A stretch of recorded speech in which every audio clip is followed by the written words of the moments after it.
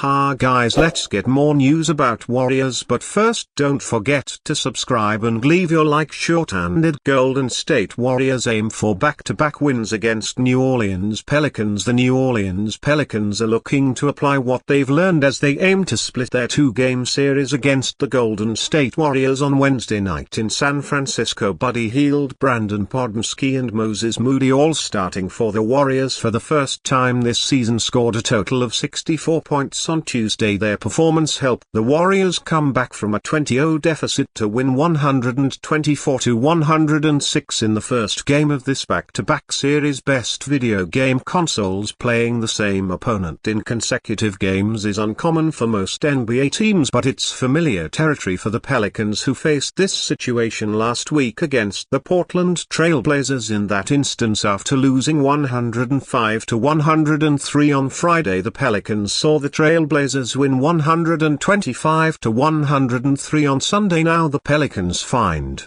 themselves in a position to seek revenge, something Zion Williamson is eager about. That's the beauty of the NBA, he said after Tuesday's game. Sometimes you get to see the team again the next day or 2 days later. Other times you've got to wait, but you always get another shot at it. Williamson scored 31 points and Brandon Ingram added 30 for the Pelicans, but they were responsible for 10 of the team's 24 turnovers, with Williamson committing 7 of them, just one less than the Warriors' total. This allowed the Warriors to make 23 more shots, even though they had a lower shooting percentage of 54.1 compared to New Orleans' 47.4. Golden State finished with 6 more field goals than the Pelicans in the game. The Warriors had 12 more three-pointers than the Pelicans, making 21 out of 46 attempts from long range, which is 45.7%. With Stephen Curry out due to an ankle injury, Buddy Hield led the three-point shooting with 7. Moses Moody was 54-46 from beyond the arc, scoring 15 of his 17 points despite missing Andrew Wiggins and 2.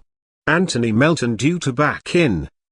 The Warriors showed better depth in their victory. The Warriors' 8 bench players scored 54 points, while the Pelicans' 7 backups managed only 30. Lindy Waters, 3, who had not played much in Golden State's first 3 games when the team was at full strength, got 31 minutes of playing time on Wednesday. He responded well with 21 points, 8 rebounds and 4 assists. Warriors coach Steve C said he wasn't surprised by Waters' performance. "I've said it since day one of camp. This guy's a ball player." Kerr noted the game flows when he's out there. "It's not just because he's a good shooter, he's a good basketball player. It's the shots that he doesn't take because of his patience. It's the cuts that he makes to the basket. It's getting into the fight defensively from day one of camp. This guy has been one of our best players. Frankly, couldn't get him out there until Tuesday. I'm just happy to have this kind of depth for nights like tonight where we're missing 3 guys, and it will pay off big time for us over the course of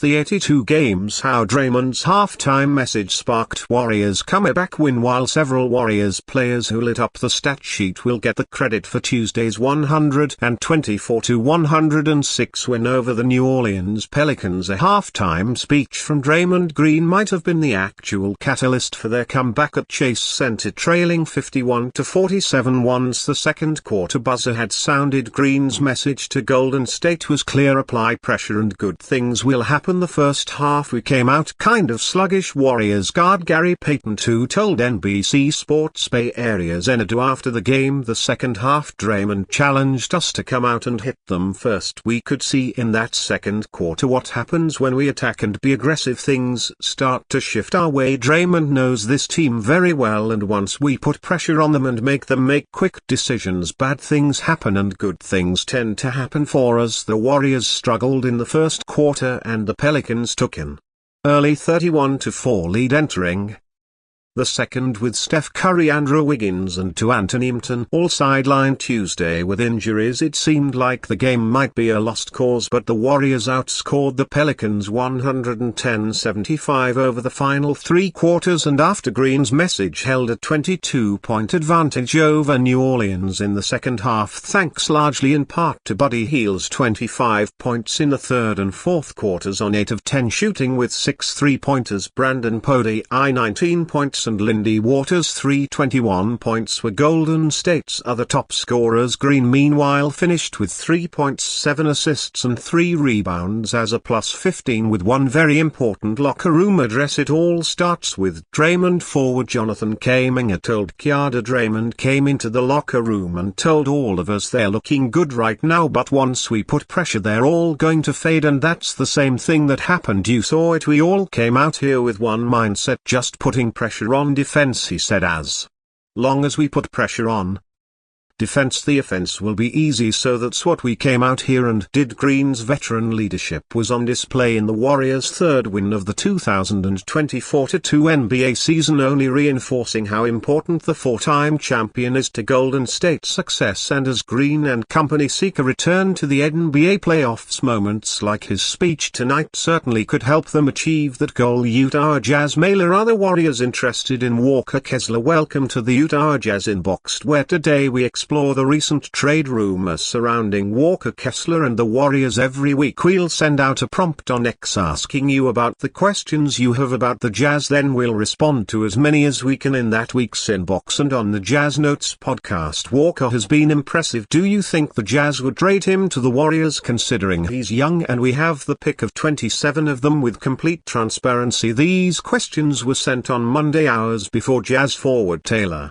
Hendricks suffered a broken leg and dislocated ankle in the teens is lost to the Dallas Mavericks. With that in mind, it's important to address how Hendricks' injury could change some of the Jazz's short and long-term plans. Losing Hendrick is a destabilizing factor for the Jazz's entire season. The second-year forward had earned a starting spot, and maximizing his reps and development was a high priority for the team this year. After losing Hendricks, the Jazz will have to re-examine how their 26 minutes should be allocated and how that relates to each player on the team's roster. The ripple effect could cause the Jazz to be more aggressive in moving their roster around, or it could force them to step up and take a more conservative approach to team building for the rest of the season. If the Jazz see this as an opportunity to dedicate more developmental minutes to fewer players, Kessler's value could move up the team's priority list. If the Jazz determine this is a lost season, they may opt to move further into the rebuild by